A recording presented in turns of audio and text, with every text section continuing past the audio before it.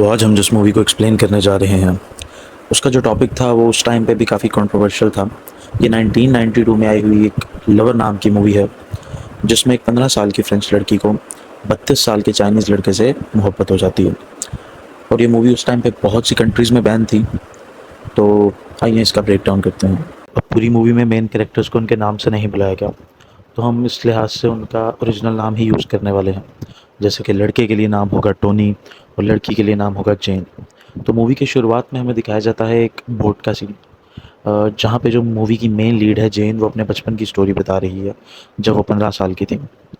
तो जेन अपने स्कूल से छुट्टियां होने पर अपने घर जाती है और दिखाया जाता है कि उसके घर में उसकी उसके बड़े भाई से इतनी बनती नहीं जिसका नाम पेरे होता है, क्योंकि वो एक तो हर उल्टे काम में मुलविस होता है और छोटों के ऊपर जुल्म भी बहुत करता है। और जो पेले का छोटा और जो उनका छोटा भाई है पेरे का, जेन से भी जो छोटा है, वो हर वक्त रोता रहता है, हर वक्त शिकायतें करता रहता है क्योंकि उसे पाँव का भी मसला है। और जो बड़ा भाई है पेरे, वो के पैसों में से पैसे चोरी करके स्मोकिंग भी करता है और ये बात उसकी वालदा भी जानती है जो कि खुद एक स्कूल की टीचर है।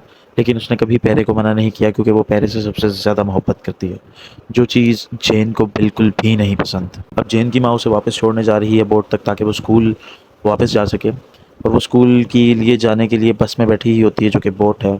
अब स्कूल की छुट्टियां ख़त्म हो गई हैं और जेन वापस जा रही है अपने स्कूल, तो उसकी माँ उसे छोड़ने आई है बोट तक। और बोट पर ही वो देखती है कि एक अमीर घर की गाड़ी आकर रुकी है और उसी कार में होता है टोनी। टोनी जेन को देखते ही बहुत अट्रैक्टिव महसूस करता है उसकी तरफ और जाकर उससे काफ़ी ऑकवर्ड तरीके से बातें करने लगता है। और जेन उसमें कोई ख़ास इंटरेस्ट दिखाती नहीं, टोनी को बहुत अट्रैक्टिव लगती है क्योंकि उसने एक स्पेसिफिक हैट पहनी होती है जो उस ज़माने में लड़कियां नहीं पहनती थी। तो टोनी भी वापस उसी रास्ते पर जा रहा होता है जहाँ पे उसका स्कूल है और टोनी उसे ऑफ़र करता है उसके स्कूल तक छोड़ने के लिए। और टोनी बहुत एक अमीर घर का लड़का है। टोनी की इस रिक्वेस्ट पर जेन हामी भर देती है। रास्ते में उनके बीच में काफ़ी बातें होती हैं और टोनी उसे अपने फैमिली बिजनेस के बारे में बताता है कि वो कितना बड़ा बिज़नेस करते हैं। और जेन उसकी बातें सुनती है और जेन उसे बताती है कि मैं 17 साल की हूँ, जो कि एक झूठ होता है क्योंकि जेन इस वक्त सिर्फ 15 साल की है और टोनी 32 साल का है। इसी बीच में आहिस्ता आहिस्ता टोनी अपना हाथ जेन के हाथ की तरफ बढ़ाता है और उसे अपने हाथ में महसूस करने की कोशिश करता है। और जेन भी इन सब चीज़ों से टोनी को रोकती नहीं है क्योंकि उसे भी पहली दफ़ा कोई मोहब्बत कर रहा था जो कि उसे काफ़ी अच्छा लग रहा था। इतने में ही पता नहीं चलता कि कब जेन का हॉस्टल आ जाता है और जेन जाकर अपनी स्कूल की दोस्त से टोनी के बारे में बात करती है। जब अगले दिन जेन जा रही होती है अपने स्कूल के लिए, वो टोनी की गाड़ी बाहर देखती है क्योंकि अब टोनी को जेन बहुत पसंद है, तो इसलिए उसे देखने आया है। और जेन भी यहाँ पर मज़ीद एक कदम आगे बढ़ाकर जाकर उसकी गाड़ी के शीशे पर किस कर देती है, जिससे टोनी को भी इस बात पर यकीन आ जाता है कि जेन भी उसे मोहब्बत करती है। सेम इसी ताक में जब जेन शाम को स्कूल से फ्री होकर बाहर आती है तो वहाँ टोनी की गाड़ी नहीं होती, जिससे वो काफ़ी मायूस होती है और जाकर सो जाती है। सुबह जेन अपनी दोस्त के साथ प्रैक्टिस कर रही होती है डांस की, और इतने में वो देखती है कि टोनी की गाड़ी बाहर आई है और वो फ़ौरन से भाग कर जाती है टोनी की गाड़ी की तरफ। टोनी उसे अपनी गाड़ी में बिठाता है और उसे किसी बंद कमरे में ले जाता है।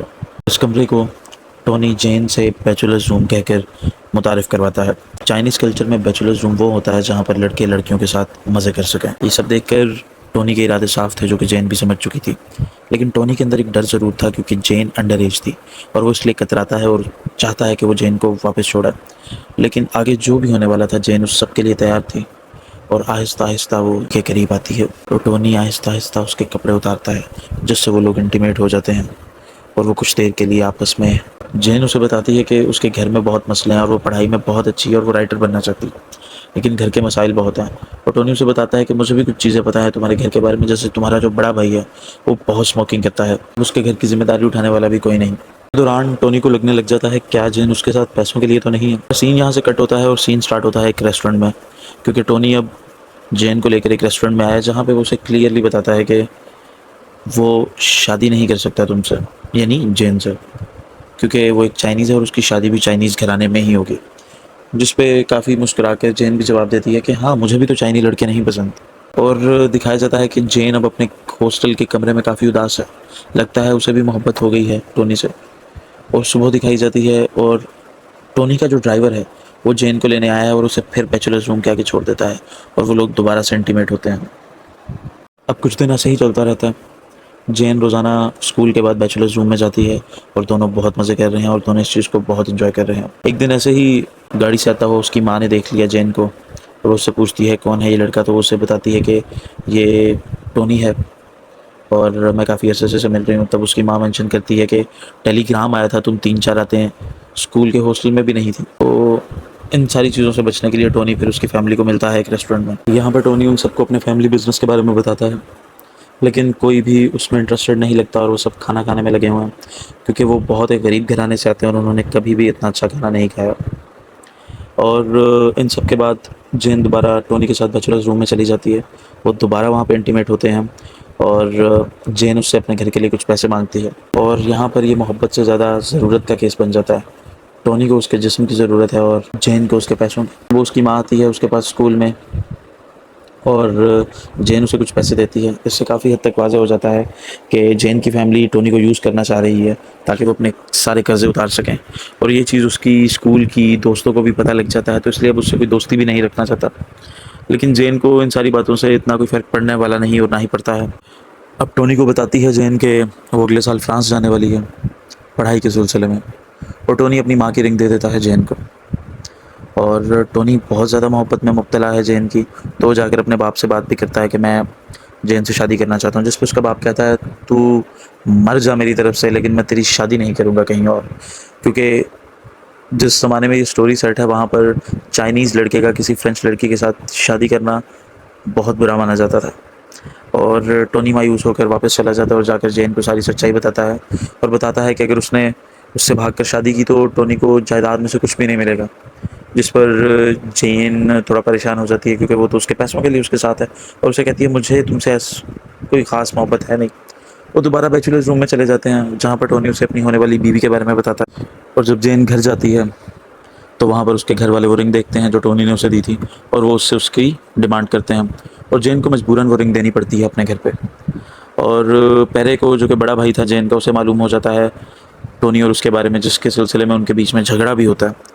तो उसकी माँ पेरे को दूसरे शहर भेज देती है जॉब करने के लिए, और उसकी माँ काफ़ी दुखी है। लेकिन वहीं पे जेन और उसका छोटा भाई इस बात से बहुत खुश है, क्योंकि वो शायद बचपन से ही इसी वक्त का इंतज़ार कर रहे थे। इसके बाद जेन चली जाती है बैचलर्स रूम में, और वहाँ पर जाकर वो देखती है कि टोनी की हालत बहुत ख़राब है, और वो उससे वादा करती है कि वो उसे उसकी शादी के बाद एक दफ़ा ज़रूर मिलेगी। और अगले दिन हम देखते हैं टोनी की शादी हो रही है और जेन उसे दूर से हाय कह रही है। और यहाँ पर जेन की सारी फैमिली फ्रांस जाने की तैयारी कर रही है, और हमें मालूम होता है कि टोनी की वजह से ही उसकी सारी फैमिली फ्रांस जा पा रही है। और इससे एक रात पहले उनकी शादी के बाद जेन बैचलर्स रूम में गई तो थी, लेकिन उधर आया नहीं था टोनी।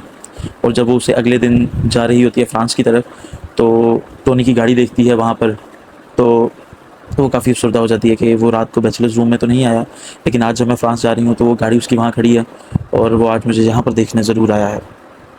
और रात हो जाती है शिप पर, और एक म्यूज़िक बजता है जिसे सुन के जेन टोनी की याद में बहुत ज़्यादा रोने लग जाती है।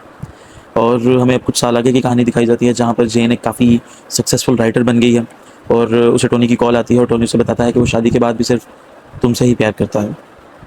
और यहाँ पर हम इस मूवी का इख्तिताम देखते हैं और मूवी एंड हो जाती है। ये मूवी हमें एक डिफरेंट ही सबक, एक डिफरेंट ही लेसन से इंट्रोड्यूस करवाती है कि मोहब्बत की कोई उम्र नहीं, लेकिन दूसरी तरफ बात ये भी लाजिम है कि मोहब्बत अगर उम्र और कास्ट देख कर की जाए तो इस ज़माने में बेहतर रहता है। बाकी यार सब्सक्राइब ज़रूर करो और प्लीज़ शेयर करो और अपना ख्याल रखो।